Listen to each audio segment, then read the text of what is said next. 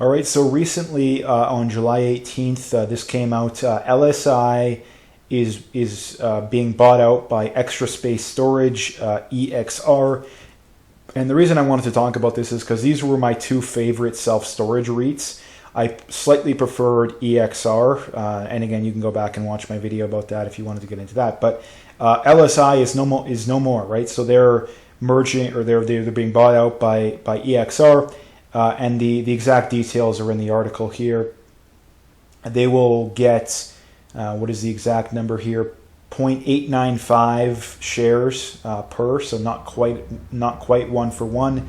And if we get into EXR here, the market didn't really like the news. They were actually down. I mean, they were down a little bit, about 7% on the week. So the market didn't necessarily like the news. And honestly, I don't know why, because these are both very good companies, right? And if we get right into it here, before EXR was about a $20 billion company now, and it looks like now they're about a $30 billion company. So they might be because they overstretched themselves a little bit to make the acquisition, but I think they were both very good companies in my opinion. So over the long run, I think they'll be okay.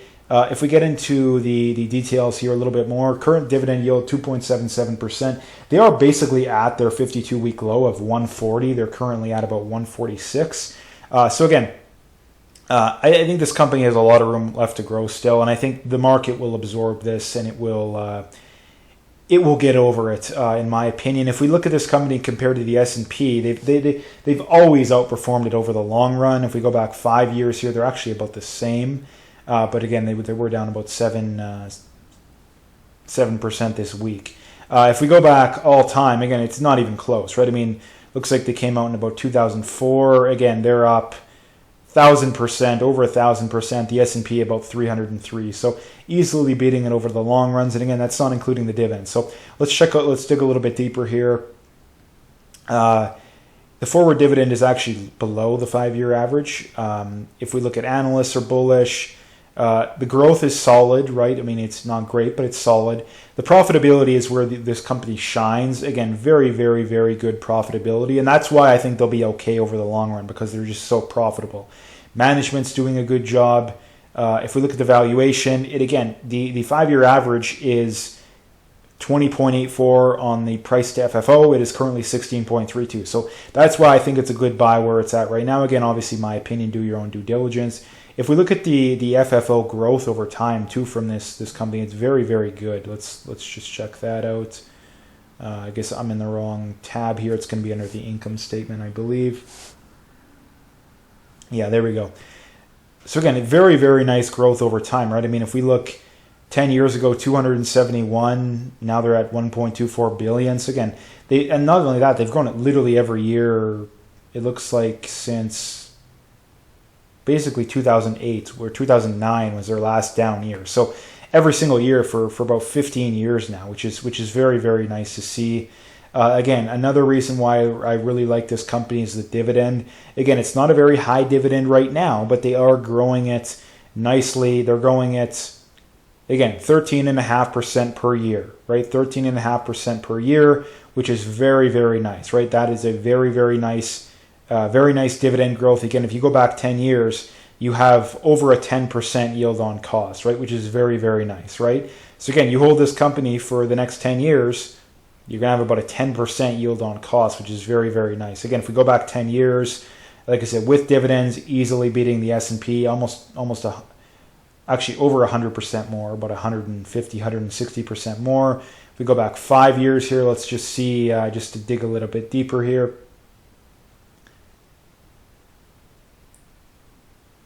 Again, still beating the S&P actually fairly nicely by about 13%.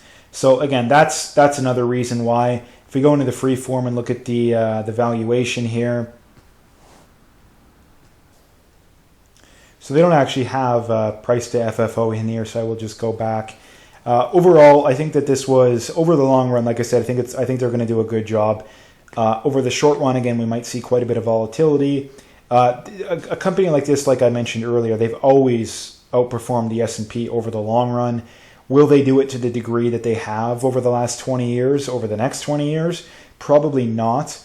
But again, like I said, they're very profitable. They're growing their dividend very nicely. Like I said, if you're getting a dividend that's growing at 13% a year, I don't think you care if they grow at the same rate that the S&P does, because over the long run, you're still going to beat it rather easily, right? Because the S&P is not growing that, or the dividend in the S&P, they're not growing that quickly, right? And it's not as high, right? So that's why, and not to mention that companies like this are a nice diversification from the market, even from run-of-the-mill real estate, right? Because it is different. It is different. And if you look at companies like this, I mean, over the long run, they've always done better, right? They've always done better. And again, that's why I like this. And again, because they're so profitable, like I say, they're so profitable, how can you go wrong? And they're, like I say, they're not even expensive too. They're not even expensive right now. So if you can get a company that is basically perfect when it comes to profitability, and they're trading cheaper than their 5-year average by a pretty significant amount, I don't know why you wouldn't be interested, right? I genuinely don't know why you wouldn't be interested. So again, that's my thoughts on this, the acquisition here. Like I said, I think it's good, but again, I think it will take a little bit of time. Over time, I think that it will show that this was a good decision. So anyway, that's what I wanted to talk about today. Please like, comment, subscribe, and stay tuned for more.